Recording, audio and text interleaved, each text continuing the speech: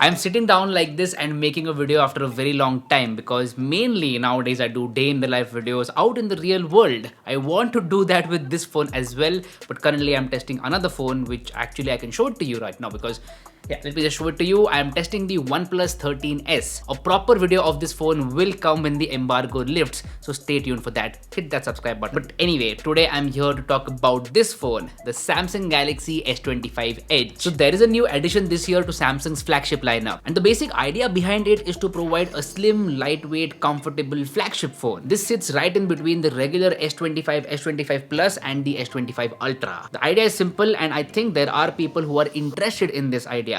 But the execution is not that simple. Let me explain.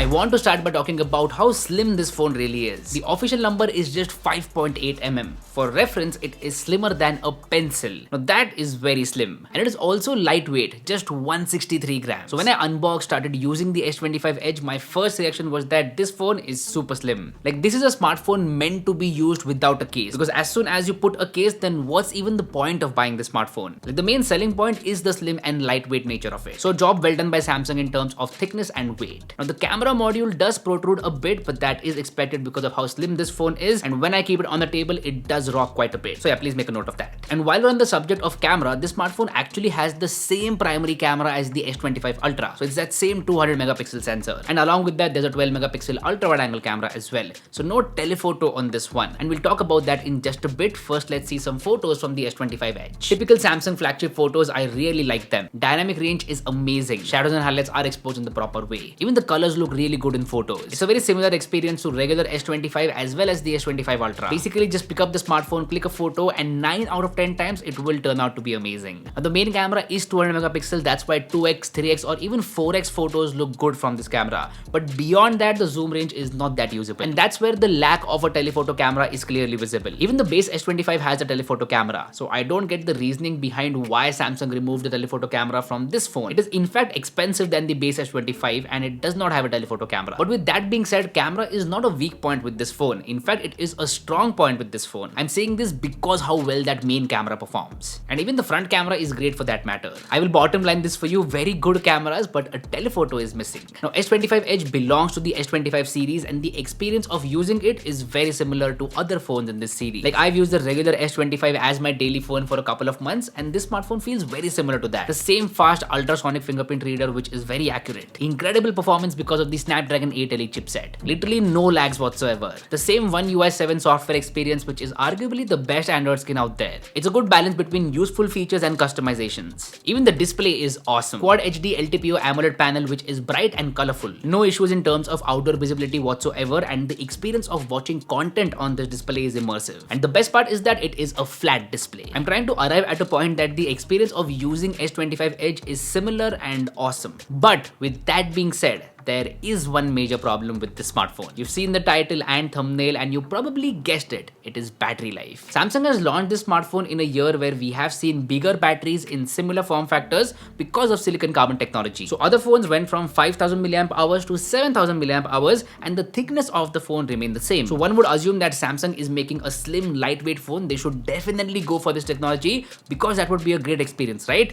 But guess what? Samsung chose not to. The S25 Edge has a 3900 mAh battery, which is not a lot considering 2025 standards. And this is a big phone, not a small one. On the regular S25, which is a small phone, the 4000 mAh battery barely survives an entire day. And the same story with this one. It barely survives an entire day. And similar to the telephoto camera, I don't get the reason why Samsung did not go with a silicon carbon battery. If they went with that technology, this smartphone probably would have had 4800 or 5000 mAh battery. Then it actually makes a lot of sense to position this smartphone between S25, S25 Plus and S25 Ultra.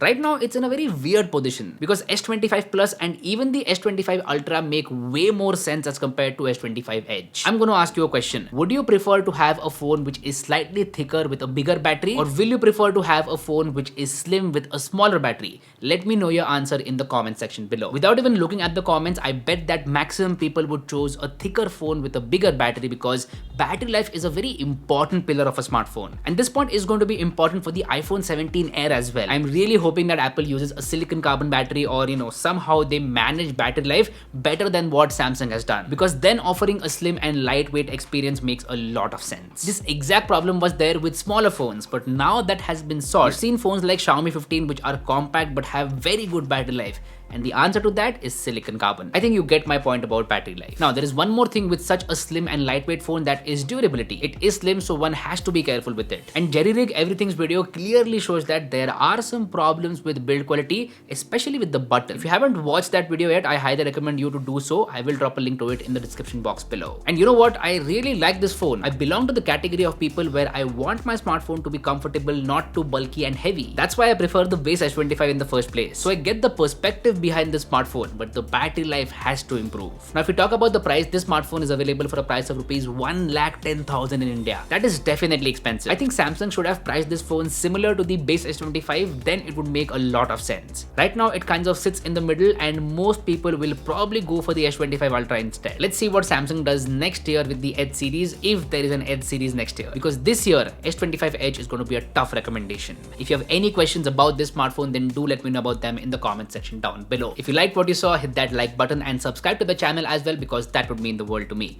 My name is Harsh Punjabi, and I'll see you guys very soon in the next one. Bye bye.